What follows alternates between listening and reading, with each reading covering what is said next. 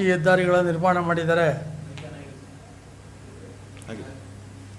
ಅಲ್ಲಿ ಟೋಲ್ ಗೇಟ್ಗಳನ್ನು ನಿರ್ಮಾಣ ಮಾಡಿ ಹಣ ವಸೂಲಿ ಮಾಡ್ತಕ್ಕಂಥ ಕೆಲಸ ನಡೀತಾ ಇದೆ.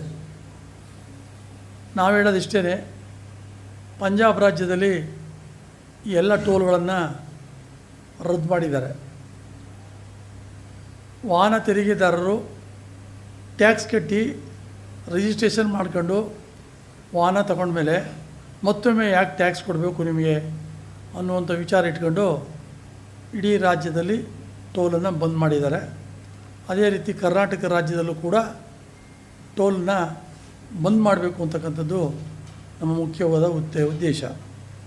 ಈಗಿರ್ತಕ್ಕಂಥ ನಿಯಮಗಳಲ್ಲಿ ಟೋಲ್ನ ಸುತ್ತಮುತ್ತ 8 ಕಿಲೋಮೀಟರ್ ವ್ಯಾಪ್ತಿಯಲ್ಲಿ ಯಾವುದೇ ಹಳ್ಳಿ ಬರಲಿ ಅಲ್ಲಿನ ವಾಹನ ಸವಾರರಿಗೆ ವಿನಾಯಿತಿಯನ್ನು ನೀಡಿದೆ ಸರ್ಕಾರ. ಆದರೆ ಇವರು ಅದನ್ನು ಆಚರಣೆಗೆ ತರ್ತಾ ಇಲ್ಲ. ಮತ್ತು ಎರಡನೇದಾಗಿ ಕೃಷಿ ಉತ್ಪನ್ನಗಳು, ರೈತರ ವಾಹನಗಳನ್ನು ವಿನಾಯಿತಿ ನೀಡಿದ್ದಾರೆ.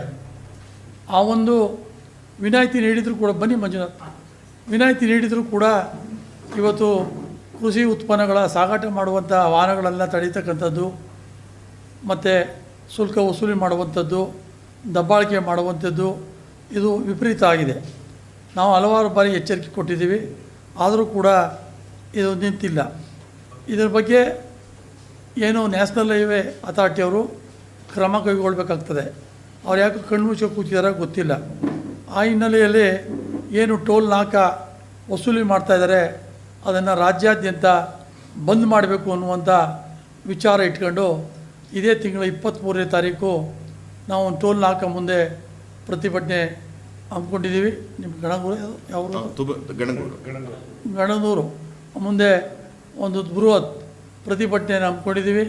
ಸಂಬಂಧಪಟ್ಟಂಥ ಅಧಿಕಾರಿಗಳು ಬಂದು ನಮಗೆ ಸಮಜಾಯಿಸಿ ಕೊಡಬೇಕು. ಸರ್ಕಾರ ಕೂಡ ಇದ್ರ ಬಗ್ಗೆ